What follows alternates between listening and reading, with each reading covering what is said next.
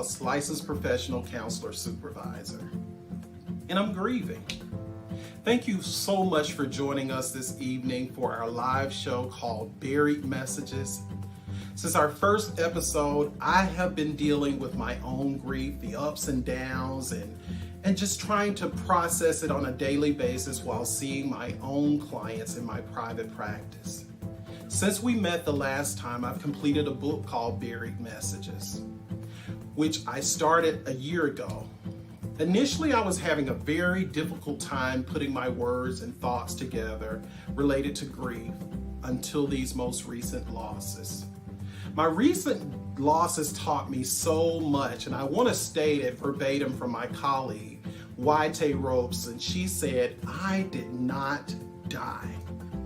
Since I did not die, I have to learn how to live with the loss of my loved ones in a new way, and I have to reestablish a new bond, thus rendering you my book, Buried Messages." Buried Messages help me use my clinical skills as a therapist while dealing with the reality of being a human being and processing my thoughts and feelings and my emotions. See, I just couldn't put it in a nice little box and be hopeful that it would go away. I had to do the work, and I'm still doing the work. I encourage you to forward this show to anyone who is grieving. Take a moment and hit that forward button. As my pastor used to say, Jesse D. Sharon, it's my time today, but it may be someone else's tomorrow. Again, thank you for attending, and welcome to Broken and Buried Messages. I have an excellent group of therapists and an amazing life coach. Stay the entire show. We're hopeful that we say something that can help you through this holiday season. Again, we welcome you.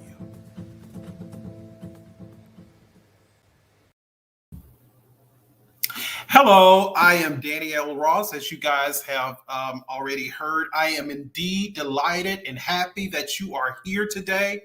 I want to take no more time and introduce you to my co-host. I call her the hostess with the mostest, Miss Delora Evans. She has all these acronyms and different things behind her name. We are delighted to have Delora come and visit us today and to share her knowledge. She's going to introduce herself at this time. We need to talk about grief. It was September 27th, 2020. That day, grief stopped by and decided to stay. I found out that my little sister was recently diagnosed with stage 4 esophageal cancer, and within 2 months, she was dead. I spent the last 4 days of her life with her at her house, surrounded by loved ones and my mom and her children. And unbeknownst to me, I watched her take her last breath.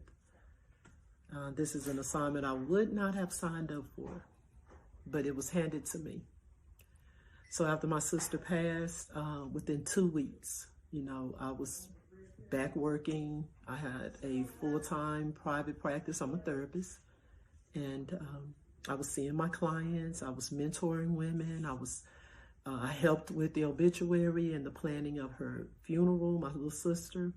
And I cried and I grieved, and then I began to intellectualize my feelings, and it's time to move on, and enough time has went by. So by March of 2021, I had put away her pictures, and I had was just going through life, and bam, March 31st, 2021, my 27-year-old son-in-law, Nicholas, and my 22-month-old grandson, Quade, died in a tragic car accident. I was called to the hospital, and unbeknownst to me, I was called because my grandson had died, and I identified his body because my daughter's phone was in the car. She couldn't be reached, so my number was next. Of course, that's nothing I would have signed up for, and it's not what I expected when I walked in the hospital, the children's hospital. So this time, I realized that when my sister Frida died, that I really had jumped back into life too soon. And so this time I didn't do that. I took the time that I needed. I'm taking the time that I needed. I'm slowly integrating back into life. I had gotten a job and I had to resign from that job. I've been very present in the lives of my daughter who lost her husband and baby, and my 16-year-old daughter who saw that baby be born. And I got to tell you that I have not experienced the grief and the pain and the misery that I'm dealing with right now. I'm experiencing vicarious grief because some mornings I wake up to my daughter crying. I don't cry every day like I was a few months ago. I do have pleasant memories. We laugh and we joke about Lil Quaid, and he was bow-legged. We called him Bow-Legged Lou, like the guy from Full Force.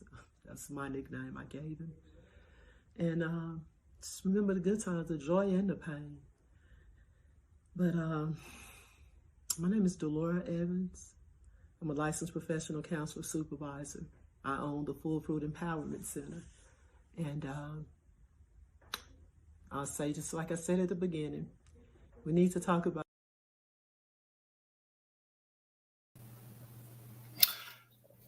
Hey, Delora, how are you today? Hey, Danny. Doing okay. Doing okay. Awesome. Thank you so much for your amazing intro and being so candid and so open and so honest. And so I'm going to give you the honor of introducing our next guest. Well, thank you. Our next guest is LPC Chris. LPC Chris, are you here? Okay. Hey everybody, thanks for having me here. I am Crystal Pinnick, and this is my story. I lost my only sibling in 1997. I was 14 years old, and my brother had just turned 18. So he passed April 10th, 1997 from a disease called acute lymphoblastic leukemia, or ALL. And basically it's a very fast growing, progressive growing cancer. In this journey was 7 months. He was diagnosed with ALL in September of 1996. I will never forget the day. That's the time around where Tupac was shot and killed. Same weekend my brother was diagnosed. September 13th, 1996, and he was gone by April 10th, 1997. This journey has been a very long journey. All right. Thank you so much, Thank LPC you.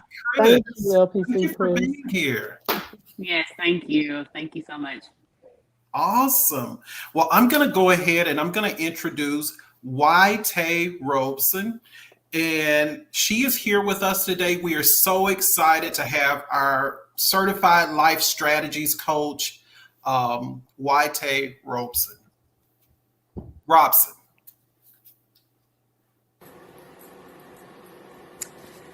My grief story. Part of me thinks I've avoided recording this video simply to not have to relive it. But 3 years ago, my daughter, Deja McKinley, was killed in what has been referred to as a domestic violence episode. She was home with her kids. She had taken the night off of work and just decided to relax with her children. And a young man that she had dated came over that evening, started beating on her door, and demanding that she talk to him. When she opened the door, what ensued was a fight for her life. My daughter was killed.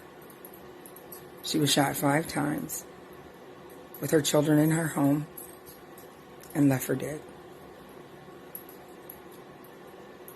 I remember showing up that night to her house and a fleet of police officers waiting for me.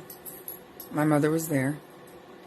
She had already told me what happened, but I didn't believe it until I pulled up and saw it for myself. Nothing has changed since then. She'll never come back. She'll never be here with us. And now, it's a story that I tell about her life.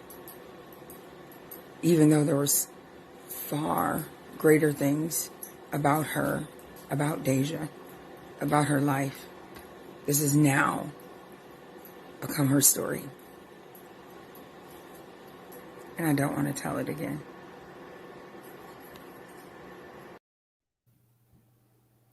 Thank you so much, Tay, for being with Thank us. you. My co-host Delora and Hey, Tay.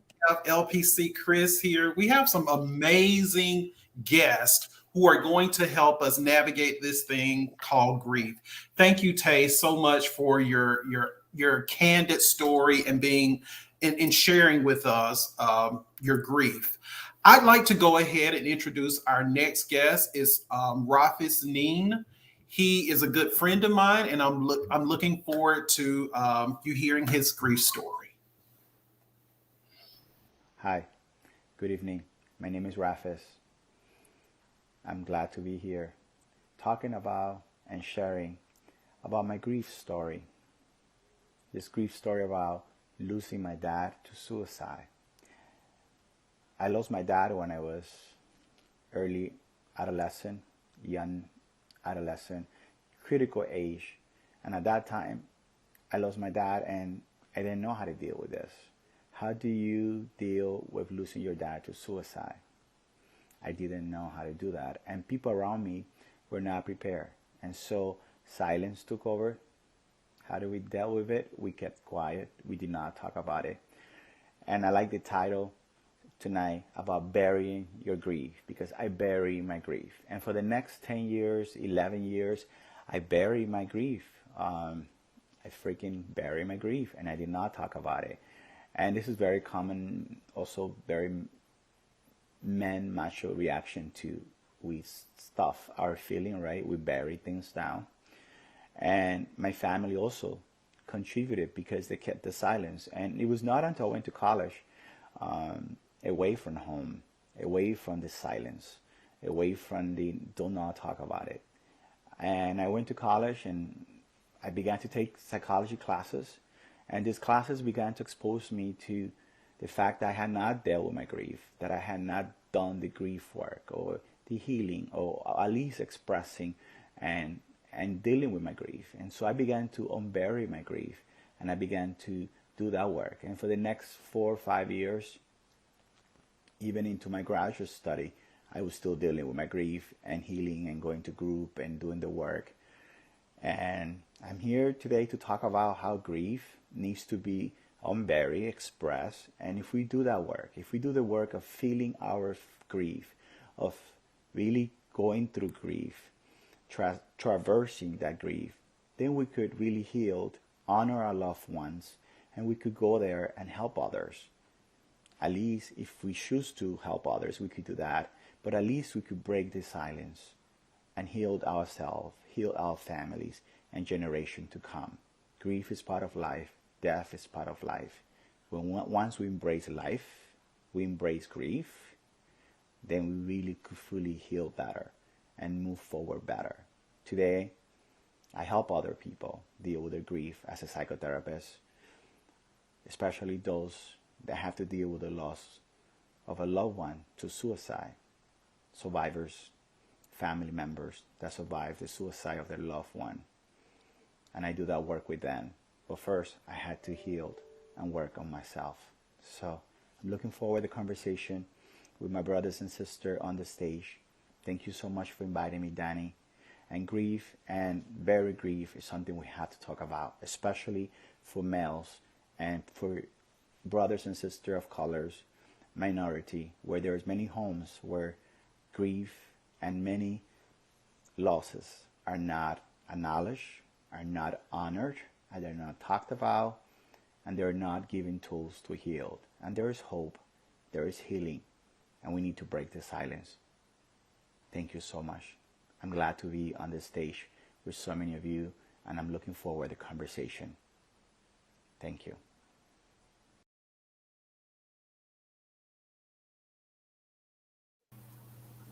Thank you so much, Prophet. Thank you so much. You guys have given us so many stories that we really want to make sure that we honor those stories tonight and those lives that we've lost, because these are people who are really, really important to us. Their lives had value. They That's took up right. space in our lives, and Yeah. we really want to make sure that we honor those people. This is your opportunity. While I'm thinking about it, go ahead and order your book tonight for $2.99. Only $2.99. I want to get buried messages, buried messages in your hand. I really did it because I want you to have this book. We have so much information tonight that we're going to go ahead and get to it.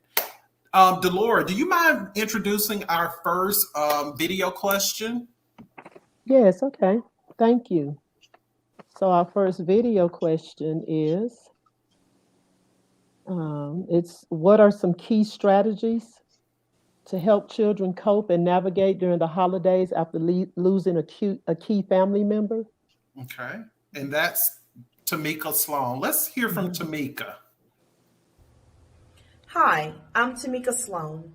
What are some key strategies that parents can use to help their children cope and navigate through the holidays for the first time after the loss of a key family member? Okay. So Tamika has a question. How do we come up with some strategies to help us cope and navigate during the holiday after losing a key family member? I'd love for some of us who are on the panel to answer that. Can I start out with Rafis, please? Could you share with us anything that you may know to help young people? Yeah, I think that it's important to know that they need comfort, and that especially now that the holidays are coming and they are not going to have their parents or loved one, it's important to be there and do that extra comfort for them and give them extra attention and make sure that you're not leaving them alone, and also compassionate for their and empathy for their feelings. It's okay if they start crying. They might say, I miss my dad, I miss my mom. It's okay to say, it's okay, you miss them. I know that you're hurting. I know that you might be sad right now. To extra attention and care for the youth and for the young people. Thank you. Thank Thank you. you. Thank you. I know LPC, Chris, you work with kids a lot. I'd love to hear your insight on this particular question. Yes, definitely. And I have to piggyback on that as well. But definitely being able to listen to whatever they have to say about how they're feeling on the loss of their loved one. A lot of times that young people's feelings are not validated, or those feelings come out in behavior issues. So that is something that, I mean, just being graceful and knowing Mhm. that, children grieve, and it might not look like adults when they grieve, but it Mhm. might look like acting out at school, and just Mhm. giving them that grace time and period to Yes. have a Mhm. conversation about, oh, this is how I'm feeling. So it's coming out as I'm being aggressive in class, Mhm. or Mhm. I'm sleeping in class. So just Mhm. being able to give them grace for what they're going through, and honor them, honor their feelings and emotions. Mhm. And a lot of times we like to make these young people mini children, telling them how they're supposed to act, how they're supposed to feel, what's supposed to happen next. One of the things that I think when I've worked with kids is recognizing that kids really, as you guys have said earlier, kids really express grief so differently from adults. Um, they could have 1 minute where they're playing and having fun with their kids, and the next minute, they're off in a corner. The biggest thing that I think you can do is check in, ask questions, allow them to know that they can come to you and talk about whatever it is that's on their hearts Mhm. or on their mind. Thank you guys so much. What was some great insight. I want to go ahead and introduce my next video question, and that's from Jeffrey Smith.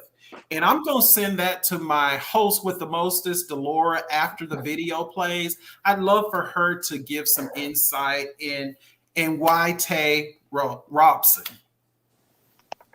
My name is Jeffrey Smith.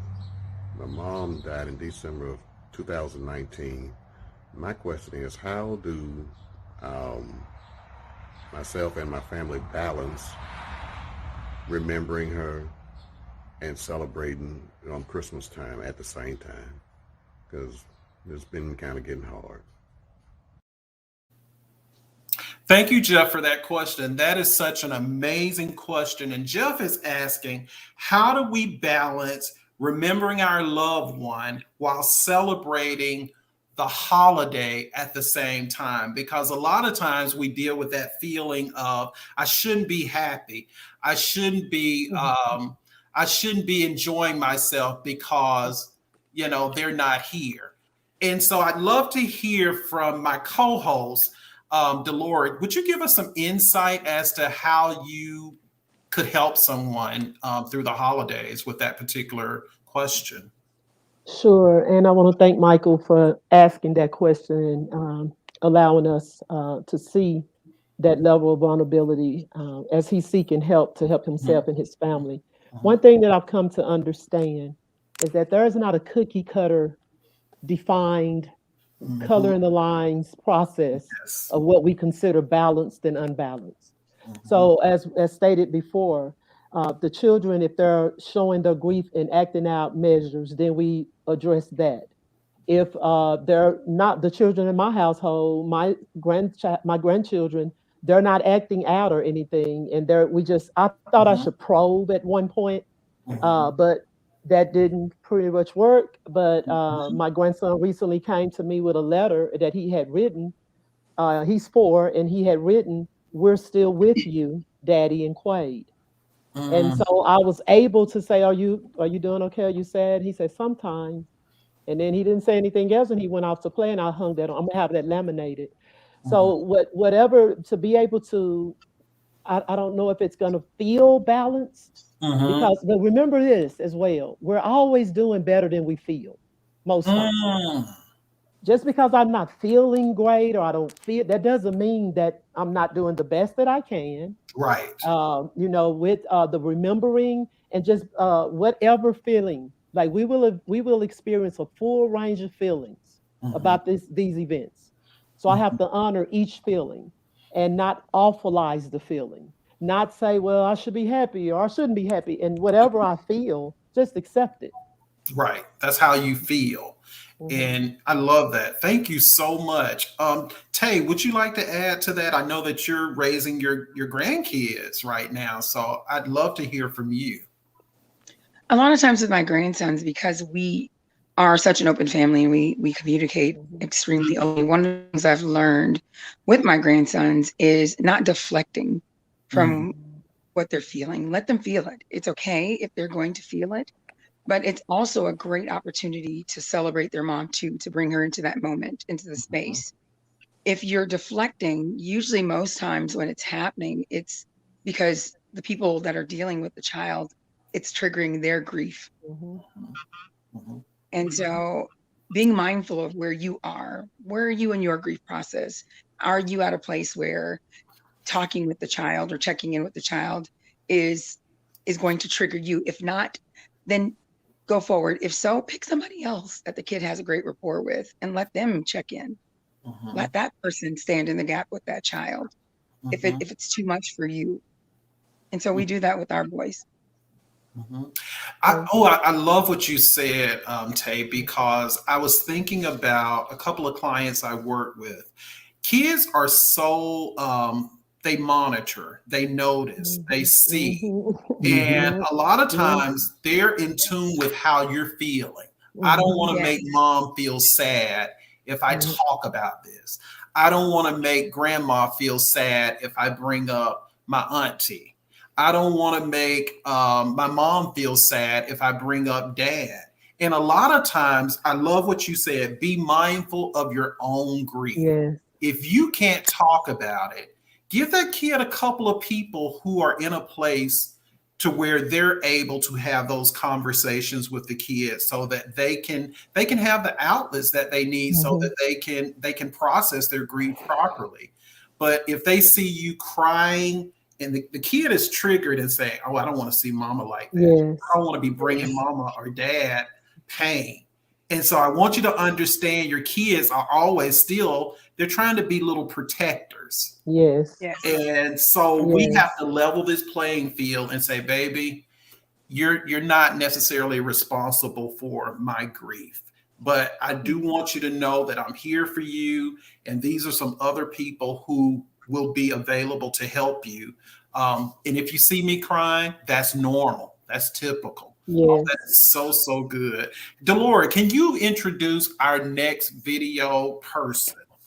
Sure. Our next video person is Tori Shumpert. Okay.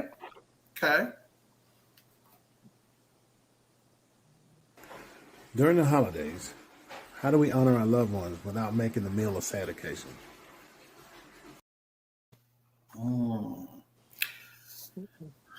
Delora, I'm gonna let you navigate this one and talk to some people. Thank you, Danny. Thank you, Tori. Well, I'm one who, whatever feeling presents, we're just gonna honor it. Now, of course, we're not just gonna be sad the whole time, but I do believe that some sadness will happen, as well as some happiness will happen with the festivities, the gifts, the good food, the family gathering. But I want to be able to, with at least with my household, kind of like Tay was saying, we're open. And so they know that if they're having a moment, if they need to be alone, they can be alone. If they need to a hug, or they know how to ask for that. And we monitor them as well. Just like they're monitoring us, we're watching them as well, because they're 4 and 6. So, and my 16-year-old. So I believe that the full range of feelings that I mentioned, that I need to expect that there will be, because we're human and we miss them. And just like I expect that there will be some good dressing that my mom is going to make. I expect it. So I kind of just take all of it together. I want to pick up where you said something about your mom in the dressing. And a lot of times there are key things that can trigger us in grief and loss, especially in the holiday. Like I know my sister was good at making my mama's dressing. That may trigger me if I get in there in the kitchen and I start fixing me a plate and I see this dressing and it's a reminder of memories. It's a connection. That's what all of this is about. And you know what? That is okay. Anyone else want to share a little bit on Tori's? How do we enjoy the holiday, the meal, and not make it necessarily a sad occasion? Okay, Tay, go ahead. We do something for my daughter. It's a little unorthodox, but we do make mom's plate. Okay. We do make mom's plate. My kiddos are little guys, so they're still at 5, 7, 8. So they're still really young, and they're in that place where they still expect for mom to at some point show up. So what we have done this past Thanksgiving prior is that we make mom's plate.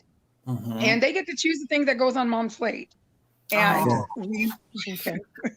we make the plate. We talk about Deja. We talk about what Deja would eat, or, they'll ask to put things on the plate and I'll go, she wouldn't eat that, or Right.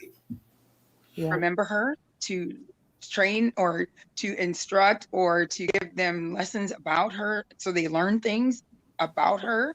We do things like where if it's something that one of them doesn't like and she doesn't like, go, that's like mom. It helps. And see, that is a wonderful thing when we can create not just That's old right. memories, but Yes. we can Create create new new ones. memories That's by right. pointing out and sharing That's with these right. young people who don't necessarily know mom Yeah. because they're so young. But you're being creative as to how you're introducing them to different things about mom. I love that. Yes. Love it, love it, love it. I wanted to ask Crystal, LPC Chris, any other things that we could do to make the holiday meal celebratory while honoring, our loved one? Yes, we have people who put out candles in place of their loved one. And with those candles, people have said prayers or special memories about your Mhm. lost loved one, Yes. something that has been funny or Christmas of or holiday of the past, something that you Mhm. guys can remember and the whole family can share what those memories are with candles or something like a favorite meal, and then pictures. We still use my brother's pictures on Christmas on the tree. We still have old cards of his that he made in my house, my mom and dad's house. So we all have pieces of him spread out throughout the houses. So he would never go anywhere. And Mhm. we just Yeah. love to share those memories and laugh about some things he said and did. Right. And LPC, thank you so much. LPC Chris, thank you so much for that. And I just appreciate all these creative ideas and the ways that we honor the person who is no longer with us. I remember Delora mentioned the last time we were together, she said one of the ways that she grieved was putting pictures out in front, so Mm-hmm. she can pass those pictures. And we want to make sure that we don't make it to where we're trying to avoid, even Yes. at the Yeah. Yeah. holidays, the Yes. person that we That's love. right. We want to have honesty. We want to have Yeah. transparency. And especially if we have kids involved, remember, we're modeling the behavior that is okay. If I'm crying, it's okay for you to cry. If I want to Yes. talk about her, it's okay for you to talk about her. And a lot of times during the holidays, we navigate this conversation about how you're feeling. I was working with a client just the other day, and we were going through a list of what will you miss most? Hmm. Uh, what are your biggest fears about the holiday coming up? Yes. As an educator, we call it pre-teaching. Hmm. And what we Hmm. want to do is go ahead and get that kid prepared for the possibility you're not going to feel happiness. You're not going to feel the same way this year, but you will get through this, and we're going to get through it together. Okay. I want to introduce our next question from Becky Southern. Hi, my name is Becky Southard, and my question is, what are some things that you can say to people who are grieving during the holidays? Okay. Rafis, what are some things that we can say to people who are grieving during the holidays? What are some of those things that we can say to people who are grieving during the holidays? I think it's good to normalize it and check on them and see how are you doing. Uh-huh. Do you need anything? And checking in with them, especially I want to say, Danny, people that are isolated, that might, in other words, if you have a widow or you have a spouse and they're no longer there and you know they're going to be by themselves, not only can you say things, but one thing that you could do is invite them or say, no, I know that you might want, Yeah. if they say, no, I don't want to come. Okay, I'm going to bring you a plate after. Check in with them the day before, the day after, offer them to invite them. Don't assume that they want to be alone. And they might want to be alone, respect that, but include them and say, okay, we're going to come by after. And here we brought some apple pie for you. And it's okay. And also be open to listen to whatever they want to say. If they say, I'm sad, I miss, then listen to what they're saying. Just say, tell me more. So, Right. how are That you is doing? correct. And tell me more. Tell me more. When in doubt, tell me more. Yeah. Yeah. All of us are therapists, life coaches, so we hear this, we use this one a lot.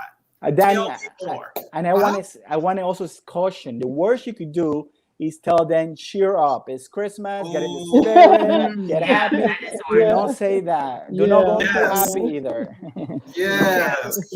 We like to Yeah. direct people Thank as to you. putting on this falsified No. sense of Mm-hmm. happiness Yeah. when Yeah. reality, someone we love, someone who took up space and had meaning in Yes. our life is no longer there. And I want us to, we're around here normalizing everything nowadays. I want to normalize it's okay to cry. Yeah. Yeah. Yes. Yes. It's It's right. okay to feel Yeah. sad. It's Yeah. Yes. okay to grieve. And it's okay to not always feel like you want to go to the Yes. next party. It's okay to say, I'm not ready to participate right now. Yeah. And so one of the things I want us to do is not feel like we owe anyone anything when it comes to our grief. No. Yes. Yes. Absolutely. LBC Chris, could you add anything Yes. to what we're talking about, what Tori asked? How do we honor our meal and not make it a sad occasion? Yes. Yeah. And then I wanted to say that you may hear people say, I just want to go to sleep from November and then Ooh, wake up January the Yeah. 2nd. So I don't have to deal with these commercials. I don't have to deal with the songs, Yes. Tennessee Christmas, just all of these songs that kind of give you this this feeling of being home or being with family, and you've lost a family member. So I've heard a lot of those, and just trying to honor that. And I feel that I've felt that before. And it does spur up, sometimes in your journey, depending on how many people you have lost, and if it's just you. But I wanted to say that, but to make it not as sad. Again, just honoring again our feelings. Because it's there for a reason. I feel like we have tears. We were made to cry and emote for a Yes. reason. And if those things don't come out, they will set up and manifest in our bodies in different ways. And it did for me. Chest pains, Yes. panic attacks, stomach issues, IBS. All of that stuff happens, and it just has to be again honored and expressed, and having your support systems and identifying who those people are when you are feeling like you're spiraling. Yes. exactly, That's exactly, right. exactly. Danny, I wanted to Go add ahead. something to that. Mhm. Sometimes, and I may not be popular for saying this, but if it does turn into a sad occasion, just because I'm happy and Yes. thriving and cheerful, I may possibly can bring someone to where I'm at, so I'll be all right. Mhm. So meeting people where they are, because it may be Yes. 4 or 5 people that are sad, but they're Right. Yes. present, they're there, and they're eating, and then it may be 2 or 3 people that are laughing and talking. Like I have to be able to accept someone else's sadness. Remember when they Yes. told us when someone starts crying, don't hand them Yes. a Kleenex, like because it'll shut it off. Yes. But if they're feeling like Tay was saying a minute ago, or maybe it was LPC Chris, someone was saying, I think it was Tay saying about if I'm not all right now, then Mhm. maybe I should, let the child go with someone who is. And by the Yes. same Yes. token, if I'm all happy and cheerful, well, then let me just operate in that. And if this Mhm. person wishes to spend Christmas sad, okay, can I Oh, be there? Do you have to be a certain way for me to be able to help you? For me to be able to be present for you. I My like daughter that. is choosing not to celebrate her birthday on the 24th of this month. Wow. And birthdays in this family is a big deal. She wants Yes. to have dinner and come home and watch a movie. And I'm gonna honor that because it's her birthday and it's her, she lost her husband and her baby. Wow. Right. I just need to support her. One of the things I like what you just said, and is more so giving people options. Yeah. You don't have to be on because I'm on, and you don't have to be off because Yeah, I'm that's off. yeah, Give yes, people options to be what they need to be and to Yes. feel what they need to feel. feel. Oh my goodness, this is so Yes, good. yes. So I want to introduce my next video, Dr. Tissely Medley. Dr. Tissely Medley, she has a question. Hi, my name is Dr. Tissely Medley, and my question is it possible to grieve the loss of something that wasn't healthy anyway? For example, an abusive parent who passed away, or an ex-spouse where the relationship was unhealthy, or even a toxic workplace that you've left. Is it possible to still grieve those things? Mhm. Oh, Mhm. yeah. That's Yes, a it is. very, very good Yes, question. it is. I'm Yeah. all over that question, but Me I want to too. hear from all of you on this one because I got a bunch of feels on this. I'm gonna start off with Tay. How about Tay? Oh, I think that a lot of man. times we forget that people who Yeah. did not necessarily exist in good light in our life were Mm, still people that were significant.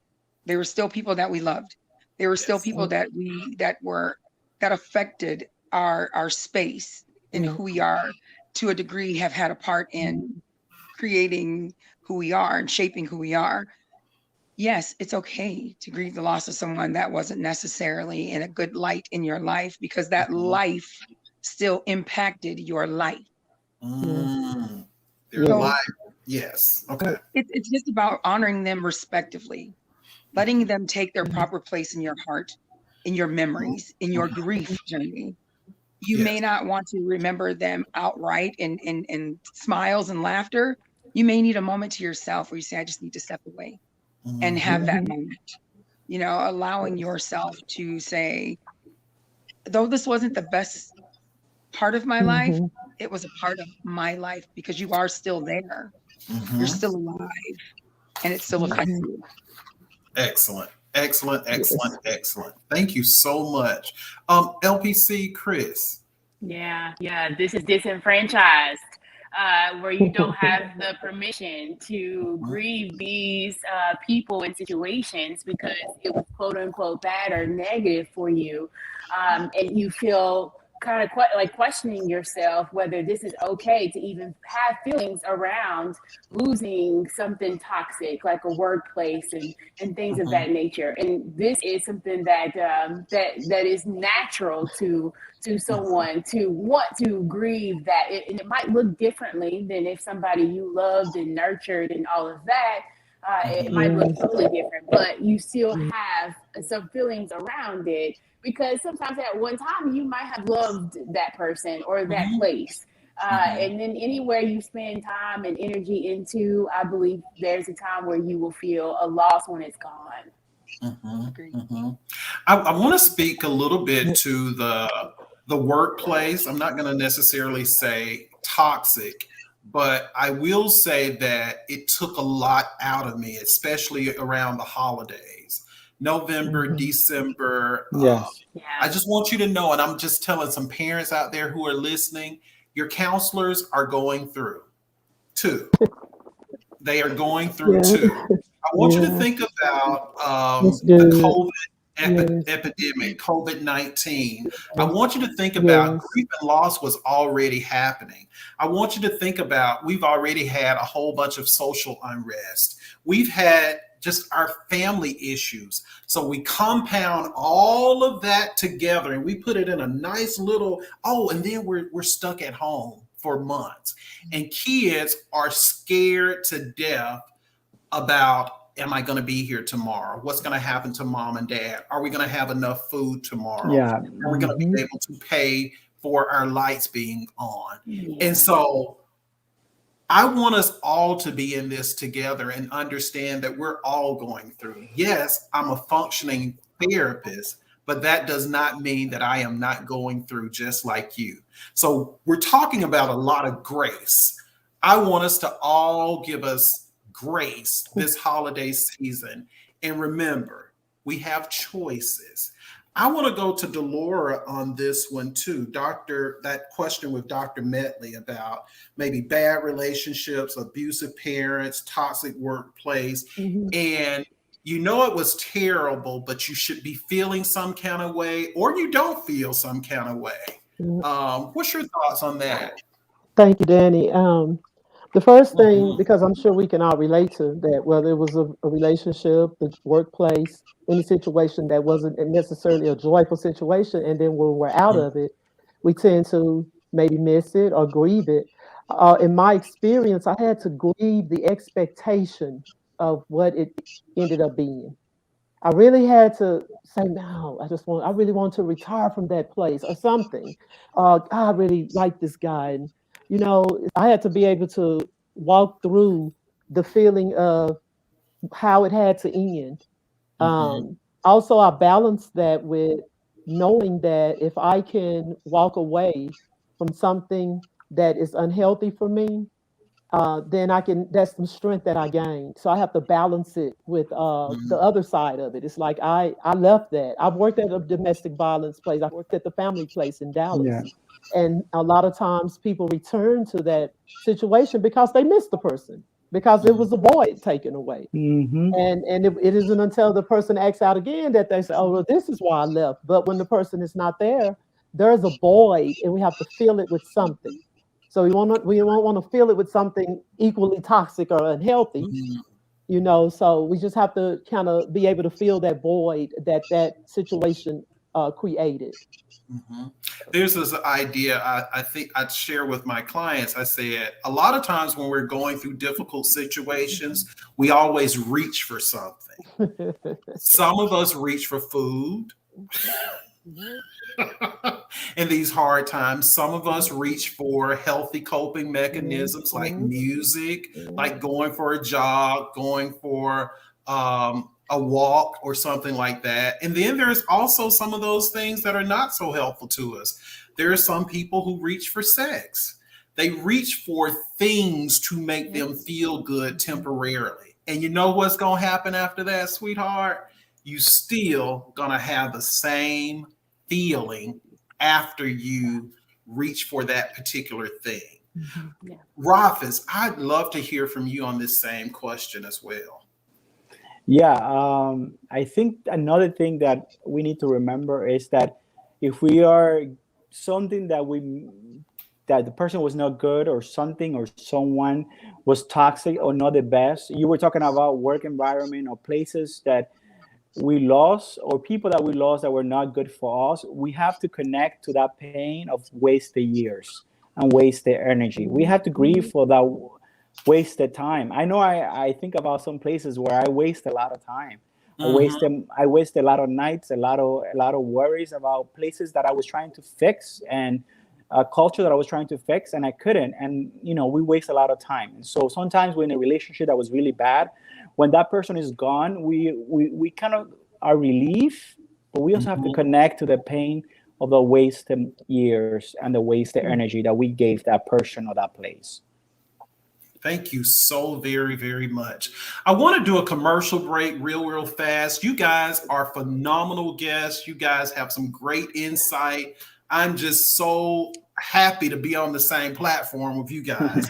But I do want to share with you how you can get this book. We have Buried Messages. It's only $2.99 tonight. Get this book in your hand. And one of the things I like about it is really short stories and ideas. It talks about it's okay not to be okay, recognizing your support, unlearning unhelpful habits around grief, letting go of regret, the gift of sharing, ways to work through grief and loss, making sense of your loss, the guilt of relief, finding the new normal. Those are some of the things that will be contained in the book. And I also want to talk to a little bit about, just with a panel real fast, the guilt of relief. The guilt of relief. I think it's something we all experience, but we don't talk about it. And not that everybody has the same type of situation, but I think about when you have gone through a very devastating, a very difficult, a hard illness, or it could have been a relationship. There's this relief that you're free, and then you toy with the idea that you should not be feeling this particular way because that stress, that chaos, that being available, walking them to the bathroom, not knowing if this is going to be the last time. Anybody, do you want to talk about that a little bit? Just the gift, that idea of relief. And sometimes we've talked about it in sessions with other people. LPC Chris, do you mind sharing? Yes, I have a aunt that passed away in 2019, and she suffered from dementia for a few years. And knowing what we know now in 2021, and knowing that in December 2019, that's when she passed, and then 2020 we had COVID. I just know that that would have been so difficult to be able to care for her and at a convalescent home during COVID. And Exactly. I just sit and back and think to myself, like, it was very hard, and it's still very hard to know that she is gone. But at the same time, I don't know how we would have fared, or how she would have fared during the COVID season, and being as sick as she was. So it gives me a sense of relief that December 2019 was her last moments here on earth.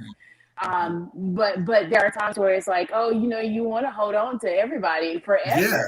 Yes. Forever if you could. But at the same time, it's like God knew that this was coming upon us, and we just did not know. And I am thankful and relieved for that.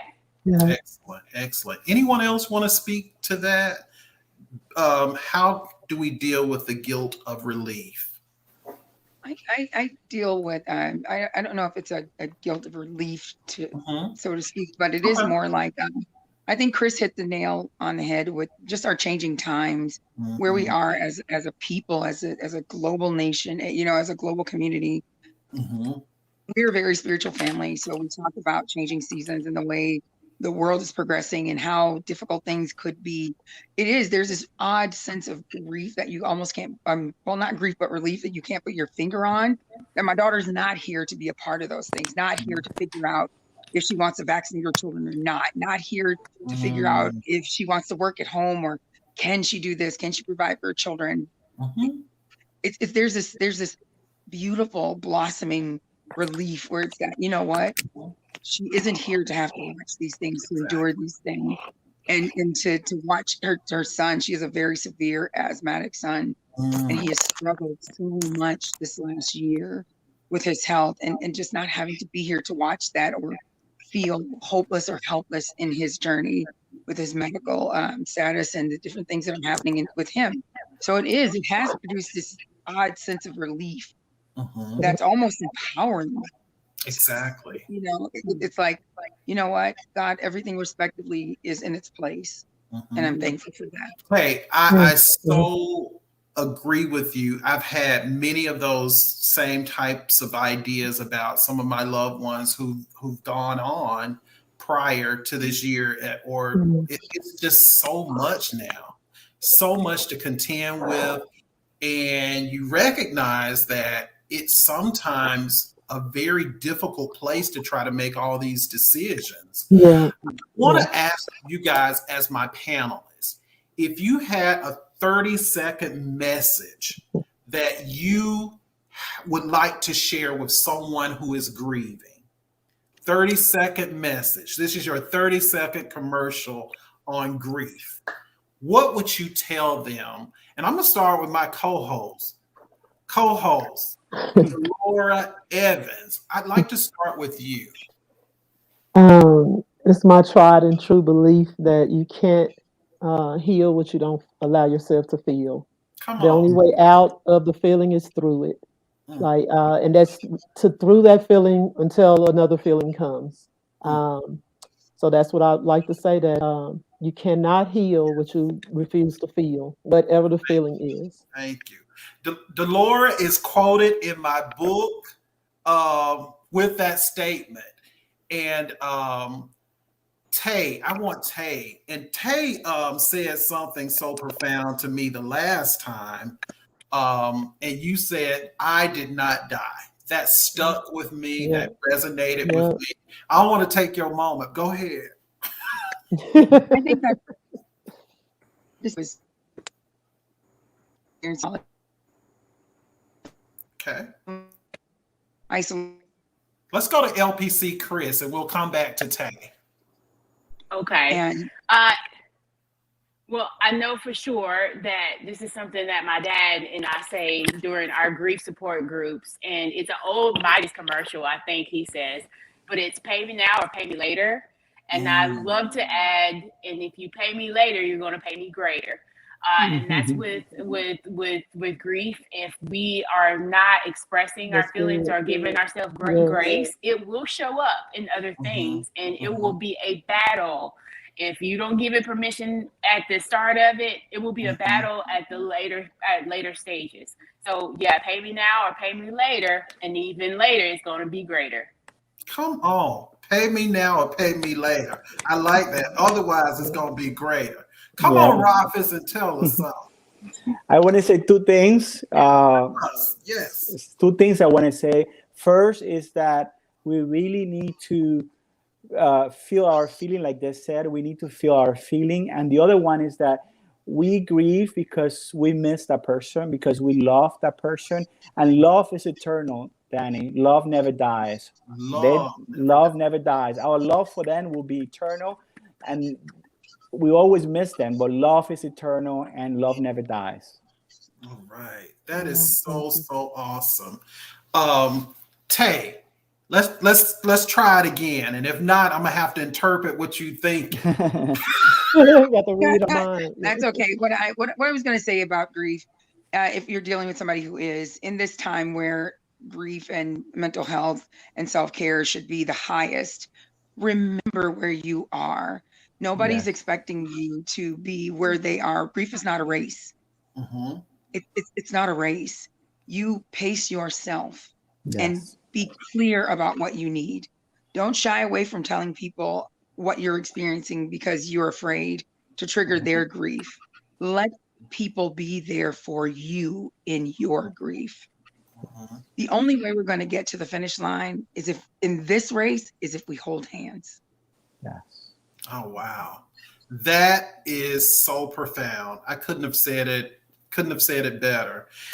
I want to say to you guys, my panelists, and to those out there, we are entering into a season, and I call it grief awareness season, because we're told how we're supposed to feel. We're told how we're supposed to act, or we're meant to feel as though we're supposed to feel or act this way. I encourage you, listen to your body, go to therapy, get your exercise in, talk to someone who wants to listen. Set up some time to talk about your loved one with someone who's going through the same thing and who wants to listen. And make sure you set aside some time to grieve. You hear me? Set aside some time to grieve, because LPC Chris said it. You pay me now or you're going to pay me later. So I ask everyone out there to take care of yourself. We have clinicians. These guys are great clinicians in different areas. Reach out to us. If we don't know someone, we can find someone for you, because we don't want you to sit in isolation and live alone. We have some good people who are here to help. And at the end of the show, we're going to run those. And that's the end of our show. Again, thank you guys so much. Thank you. I want you guys to stay on the show. Don't leave. And we'll see you guys next time. Take care.